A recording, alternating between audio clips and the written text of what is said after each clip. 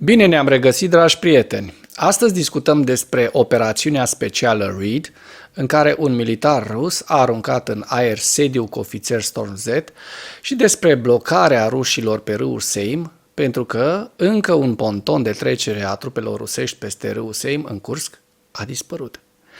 Ca urmare a funcționării cu succes a proiectului Vreau să trăiesc și a celui Legiunii Libertatea Rusiei, un soldat al armatei rusești a aruncat în aer un cartier general al ofițerilor batalionului Storm Z și a trecut de partea Ucrainei.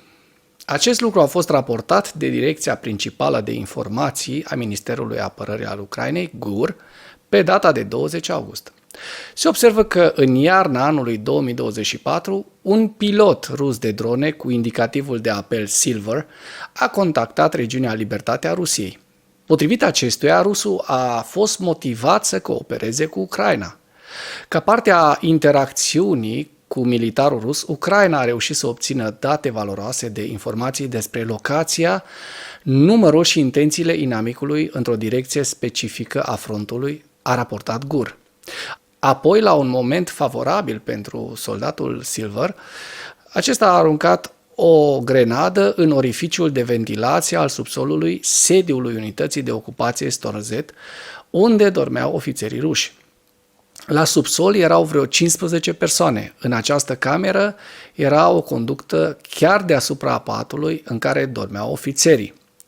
Am ieșit în stradă, lângă intrare, și am decis să aruncăm o grenadă sau două în această țeavă ca să explodeze lângă ei, a spus acesta. Când treaba s-a terminat, rusul a scăpat de-a lungul unui traseu preplanificat și a trecut pe teritoriul controlat de către Ucraina. Astăzi, militarul rus a devenit un recrut al Legiunii Libertatea Rusiei pentru a lupta împotriva regimului criminal al lui Putin. GUR amintește că fiecare militar rus poate folosi programul de stat privind tratamentul prizonierilor de război pentru predarea voluntară Vreau să trăiesc, ziua 909 a războiului din Ucraina.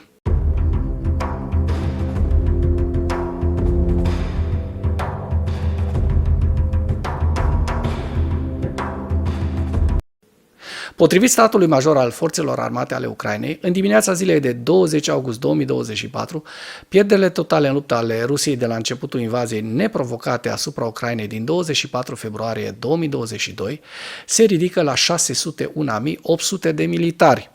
În ultimele 24 de ore, Rusia a înregistrat pierderi semnificative pe frontul din Ucraina, între care 1330 de militari, 5 tancuri, 26 de vehicule blindate de luptă, un lansator de rachete, un sistem antiaerian și încă 52 de sisteme de artilerie.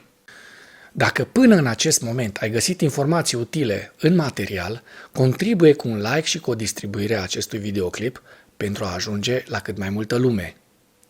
Potrivit serviciului rusesc Radio Libertatea, un ponton de trecere al trupelor rusești peste râul Seim a dispărut în districtul Glușcovsk. Acesta se află, bineînțeles, în regiunea Kursk a Federației Ruse. Se remarcă că trecerea cu pontoane construită de armata rusă în apropierea podului distrus de forțele de apărare ale Ucrainei nu mai este vizibilă pe imaginile din satelit ale râului Seim din districtul Glușcovsk. Și lângă locul unde era pontonul se vede doar fum, probabil de la explozie. Acest lucru este dovedit de noi imagini din satelit realizate pe 19 august de către sistemul NASA FIRMS, care înregistrează incendiile și sunt analizate de către serviciul rus al radioului.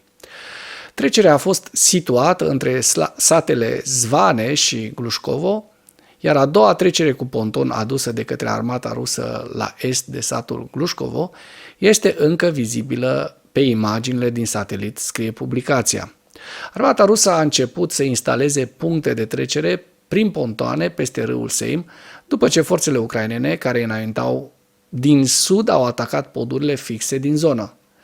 Potrivit Radio Libertatea, din 16 august, 3 poduri peste Seim, în apropierea așezărilor Glușcovo, Zvane și Kariș, au fost dezafectate de către loviturile forțelor ucrainene. Din surse oficiale ucrainene se știe cu siguranță despre distrugerea de către avioanele ucrainene a 2 poduri peste râul Seim, lângă așezarea Glușcovo și Zvane. Federația Rusă constată că distrugerea podurilor îngreunează aprovizionarea cu trupe rusești într-o parte relativ mică a regiunii Kursk, cuprinsă între râul Seim și granița ruso-ucraineană. În plus, reduce drastic posibilitățile de retragere a trupelor ruse probabil grupate acolo. Este vorba despre cei 600 de kilometri pătrați despre care vă vorbeam în materialele anterioare. În ceea ce urmează vă prezint un slide cu evoluția de ieri a celor mai importante fronturi din Ucraina și cu principalele știri din presa ucraineană. Hărțile sunt creația Institutului pentru Studiul Războiului. Pentru mai multe informații, accesați link-urile din comentarii.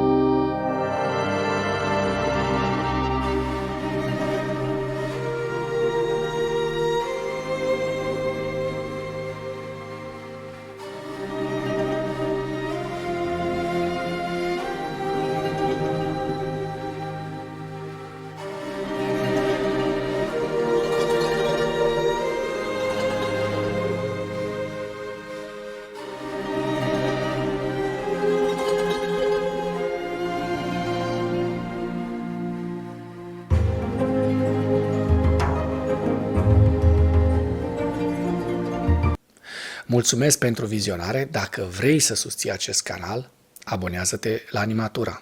Apreciez mult asta.